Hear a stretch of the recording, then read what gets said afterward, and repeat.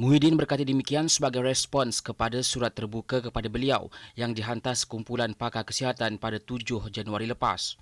Dan kumpulan itu antaranya menggesa supaya saringan ditingkatkan dengan menggunakan RTKAG dan bukannya kaedah tindak balas rantai polimer untuk membantu mengurangkan penularan COVID-19.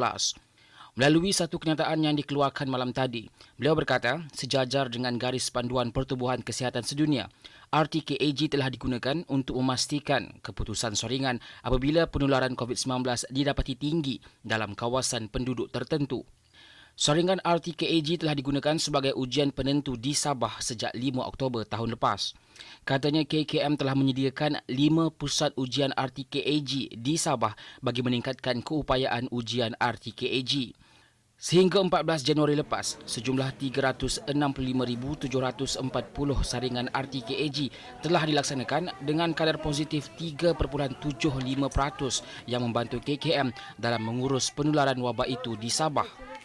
KKM juga berjaya mengenal pasti kes positif lebih awal, mengasingkan dan merawat mereka serta mempercepatkan aktiviti pengesanan kontak bagi mengurangkan penularan penyakit itu dalam komuniti.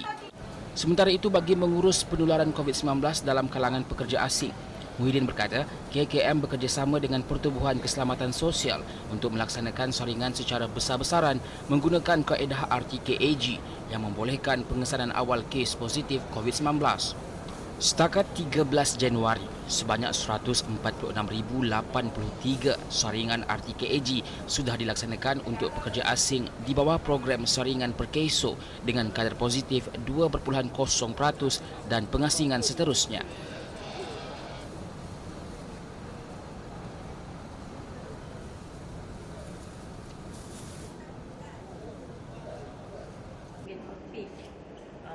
Dalam perkembangan sama berkenaan makmal diagnostik pula, Muhyiddin berkata keupayaannya telah ditingkatkan kepada purata 60,000 ujian sehari dengan penyertaan makmal swasta di bawah pemantauan ketat oleh KKM menggunakan kedua-dua kaedah iaitu PCR dan RTKAG.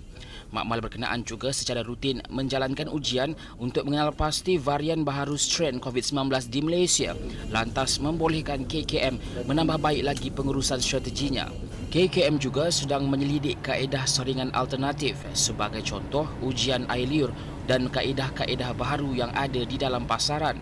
Perdana Menteri memberi jaminan keputusan untuk memindahkan sementara pesakit COVID-19 ke hospital swasta juga akan mengurangkan tekanan kerja petugas di hospital kerajaan yang menggalas bebanan tugas yang berat.